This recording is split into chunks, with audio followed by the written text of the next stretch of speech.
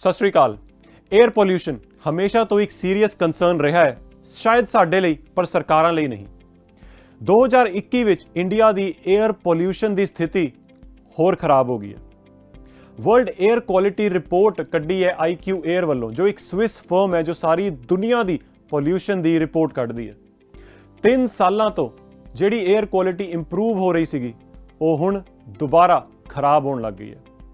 Average air pollution ਜਿਹੜੀ lethal ਤੇ ਮਾਈਕਰੋਸਕੋਪਿਕ PM2.5 ਪੋਲਿਊਟੈਂਟ ਦੀ ਕੀਤੀ ਜਾਂਦੀ ਹੈ ਮੈਜਰ, ਉਹ 58.1 ਮਾਈਕਰੋਗ੍ਰਾਮਸ ਪਰ ਕਿਊਬਿਕ ਮੀਟਰ ਹੈ, ਜੋ ਬੇਸਿਕਲੀ ਵਰਲਡ ਹੈਲਥ ਆਰਗੇਨਾਈਜੇਸ਼ਨ ਦੀ 에ਅਰ ਕੁਆਲਿਟੀ ਦੀ ਗਾਈਡਲਾਈਨਸ ਤੋਂ 10 ਗੁਣਾ ਤੋਂ ਵੀ ਜ਼ਿਆਦਾ ਹੈ। ਕੋਈ ਵੀ ਸ਼ਹਿਰ ਦੇਸ਼ ਵਿੱਚ ਇਹੋ ਜਿਹਾ ਨਹੀਂ ਹੈ ਜਿਨੇ WHO ਦੇ ਸਟੈਂਡਰਡ ਨੂੰ ਮੀਟ ਕੀਤਾ ਹੋਵੇ, ਯਾਨੀ ਕਿ ਸਾਰਾ ਹੀ ਦੇਸ਼ WHO ਦੀ ਸਟੈਂਡਰਡ ਨਾਲੋਂ ਮਾੜੀ ਹਵਾ ਵਿੱਚ ਸਾਹ ਲੈ ਰਿਹਾ ਹੈ।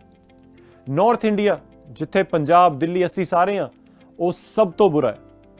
ਦਿੱਲੀ ਵਰਲਡ ਦੀ ਸਭ ਤੋਂ ਜ਼ਿਆਦਾ ਪੋਲਿਊਟਿਡ ਕੈਪੀਟਲ ਹੈ, ਯਾਨੀ ਕਿ ਦੁਨੀਆ 'ਚ ਜਿੰਨੇ ਵੀ ਦੇਸ਼ ਨੇ ਉਹਨਾਂ ਦੀ ਕੈਪੀਟਲਸ ਵਿੱਚ ਸਭ ਤੋਂ ਜ਼ਿਆਦਾ ਪੋਲਿਊਟਿਡ ਦਿੱਲੀ ਹੈ। ਤੇ ਆ ਦੂਜੀ ਵਾਰ ਹੋਇਆ ਲਗਾਤਾਰ। ਪਿਛਲੇ ਸਾਲ ਵੀ ਇਹੀ ਹਾਲ ਸੀ ਤੇ ਹੁਣ ਵੀ।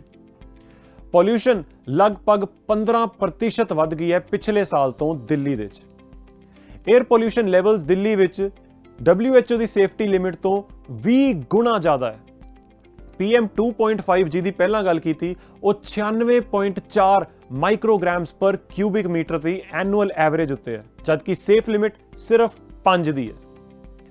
ਦਿੱਲੀ 에ਅਰ ਪੋਲਿਊਸ਼ਨ ਵਿੱਚ ਰੈਂਕ ਕਰਦਾ ਹੈ ਦੁਨੀਆ 'ਚ ਚੌਥੇ ਨੰਬਰ ਤੇ, ਪਰ ਵਰਲਡ ਦੀ ਸਭ ਤੋਂ ਜ਼ਿਆਦਾ ਪੋਲਿਊਟਿਡ ਜਗ੍ਹਾ ਹੈ ਰਾਜਸਥਾਨ ਦਾ ਭਿਵਾੜੀ, ਤੇ ਉਸ ਤੋਂ ਬਾਅਦ ਉੱਤਰ ਪ੍ਰਦੇਸ਼ ਦਾ ਗਾਜ਼ੀਆਬਾਦ, ਜੋ ਦਿੱਲੀ ਦੇ ਈਸਟਰਨ ਬਾਰਡਰ ਤੇ ਹੈ। ਟੌਪ 15 ਜਿਹੜੀ ਮੋਸਟ ਪੋਲਿਊਟਿਡ ਸਿਟੀਜ਼ ਨੇ ਦੁਨੀਆ ਦੀਆਂ, ਉਹਨਾਂ ਚੋਂ 10 ਇੰਡੀਆ 'ਚ, ਤੇ ਆ ਜ਼ਿਆਦਾਤਰ ਨੈਸ਼ਨਲ ਕੈਪੀਟਲ ਦਿੱਲੀ ਦੇ ਆਸ-ਪਾਸ ਦੀਆਂ ਹੀ ਨੇ।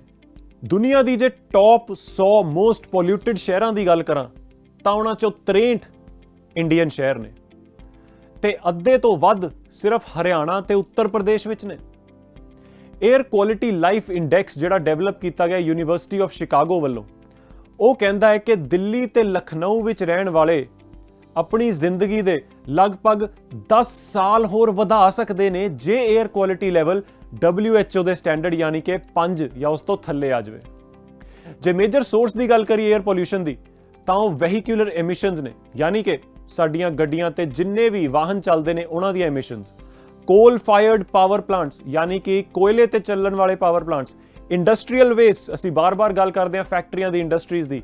ਬਾਇਓਮਾਸ ਕੰਬਸ਼ਨ, ਜਿਹੜੀ ਹਜੇ ਵੀ ਬਹੁਤ ਥਾਵਾਂ 'ਚ ਰੋਟੀ ਬਣਾਉਣ ਲਈ ਇਸਤੇਮਾਲ ਹੁੰਦੀ ਹੈ। ਤੇ ਉਸ ਤੋਂ ਬਾਅਦ ਕੰਸਟਰਕਸ਼ਨ ਸੈਕਟਰ।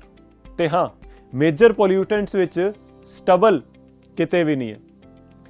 ਨਵੰਬਰ ਪਿਛਲੇ ਸਾਲ ਵਿੱਚ ਸਭ ਤੋਂ ਵੱਡੇ ਜਿਹੜੇ ਪਾਵਰ ਪਲਾਂਟਸ ਹੈ ਦਿੱਲੀ ਦੇ ਆਸ-ਪਾਸ ਤੇ ਬਹੁਤ ਸਾਰੇ ਇੰਡਸਟਰੀਜ਼, ਉਹ ਪਹਿਲੀ ਵਾਰ ਬੰਦ ਹੋਈਆਂ ਸੀਗੀਆਂ 에ਅਰ ਪੋਲਿਊਸ਼ਨ ਦੇ ਸੀਵੀਅਰ ਲੈਵਲ ਦੇ ਕਰਕੇ।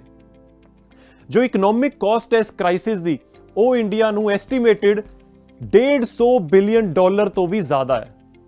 ਪਰ ਉਸ ਤੋਂ ਜ਼ਿਆਦਾ ਖਤਰਨਾਕ ਹੈ ਜਿਹੜਾ ਹੈਲਥ ਇੰਪੈਕਟ ਹੈ।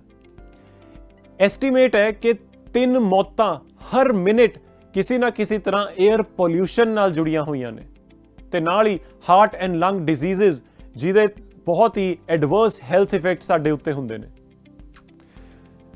ਭਾਰਤ ਦੀ ਸਰਕਾਰ ਦਾ ਜੇ 2021 ਦਾ ਡੇਟਾ ਦੇਖੀਏ ਤਾਂ ਉਹ ਕਹਿੰਦਾ ਹੈ ਕਿ 에ਅਰ ਕੁਆਲਿਟੀ ਦਿੱਲੀ, ਕਲਕੱਤਾ ਤੇ ਮੁੰਬਈ ਵਿੱਚ ਖਰਾਬ ਹੋਈ ਹੈ ਪਿਛਲੇ ਸਾਲਾਂ ਦੇ ਮੁਕਾਬਲੇ। ਪਾਰਲੀਮੈਂਟ ਵਿੱਚ ਪੇਸ਼ ਕੀਤੇ ਡੇਟਾ ਦੇ ਹਿਸਾਬ ਨਾਲ ਪੂਅਰ ਤੋਂ ਸੀਵੀਅਰ 에ਅਰ ਕੁਆਲਿਟੀ ਦੇ ਜਿਹੜੇ ਦਿਨ ਸੀਗੇ, ਉਹ ਦਿੱਲੀ ਵਿੱਚ 168 ਸੀਗੇ, ਜਿਹੜੇ 139 ਤੋਂ ਵੱਧ ਗਏ ਨੇ 1 ਸਾਲ ਦੇ ਵਿੱਚ।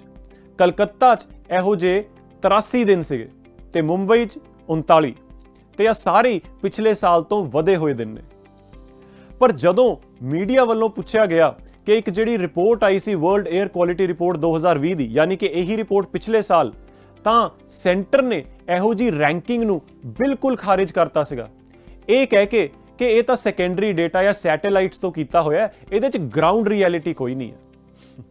ਖੈਰ, ਜਿਹੜੀ ਇੰਡੀਆ 'ਚ ਕਲੀਨੈਸਟ 에ਅਰ ਮੈਜਰ ਕੀਤੀ ਗਈ ਹੈ ਉਹ ਤਮਿਲਨਾਡੂ ਦੇ ਅਰੀਯਾਲੁਰ ਵਿੱਚ ਹੈ। ਪਰ ਦੁੱਖ ਦੀ ਗੱਲ ਇਹ ਹੈ ਕਿ ਉਹ ਵੀ WHO ਦੀ ਸਟੈਂਡਰਡ ਲਿਮਿਟ ਨਾਲੋਂ 3 ਗੁਣਾ ਜ਼ਿਆਦਾ ਹੈ। ਸਾਰਾ ਹੀ ਦੇਸ਼ ਪੋਲਿਊਟਡ ਹੈ ਤੇ ਸਟਰਗਲ ਕਰ ਰਿਹਾ ਹੈ। ਸਮਾਂ ਨਹੀਂ ਬਚਿਆ ਹੁਣ। ਜੇ ਹੁਣੇ ਇਸੇ ਵੇਲੇ ਕੁਝ ਨਾ ਕੀਤਾ ਗਿਆ ਤਾਂ ਪੋਲਿਊਸ਼ਨ ਨਾਲ ਹੋਣ ਵਾਲੀਆਂ ਮੌਤਾਂ ਆਮ ਹੋ ਜਾਣਗੀਆਂ। ਉਮੀਦ ਕਰਦੇ ਹਾਂ ਸਰਕਾਰਾਂ ਛੇਤੀ ਤੇ ਠੋਸ ਕਦਮ ਇਹਦੇ ਉੱਤੇ ਲੈਣਗੀਆਂ। ਤੁਸੀਂ ਦੇਖਦੇ ਰਹੋ ਪੰਜਾਬ ਟੁਡੇ। ਸਤਿ ਸ਼੍ਰੀ ਅਕਾਲ।